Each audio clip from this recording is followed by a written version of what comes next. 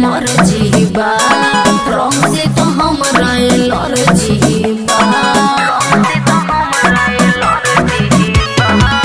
बाबू डालो न मोर जीवा रंग से तो हमरा लर जीवा ऊपर लगाला नीचे गील हो जाए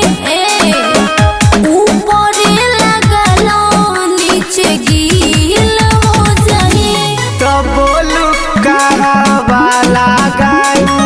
जैसे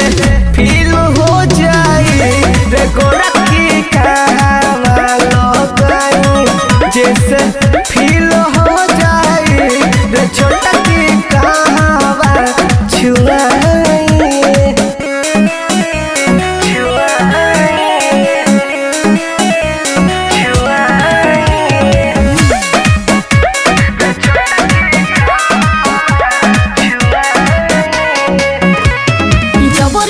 जोबना में हाथ तू लगाव भीतर के आग जनी मोर धधकाव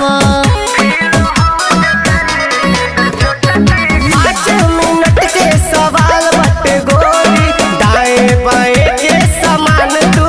छुआवा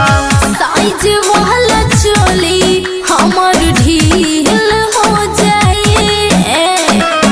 साइज वाला चोली हमर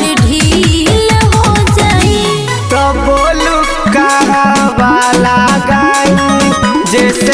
फील हो जाए रे गोरखी कहवा लोग जैसे फील हो जाए रे छोटा की कहवा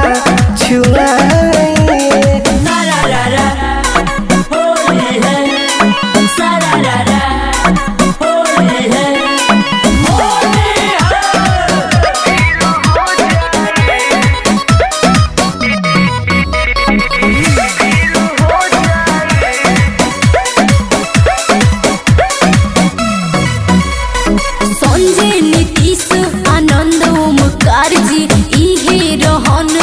लागे बेकार जी विशाल तोरा लहंगा सर्दी करन माना होली में सारा कारजी रंगवा छोड़ावल मुश्किल हो जाए सुनो रंगवा छोड़ावल मुश्किल हो जाए तो बोलू कहवा लगाई जैसे फील हो जाए रे गोरखी कहवा लोग जैसे फील हो जाए रे छोटा की कहवा छुआ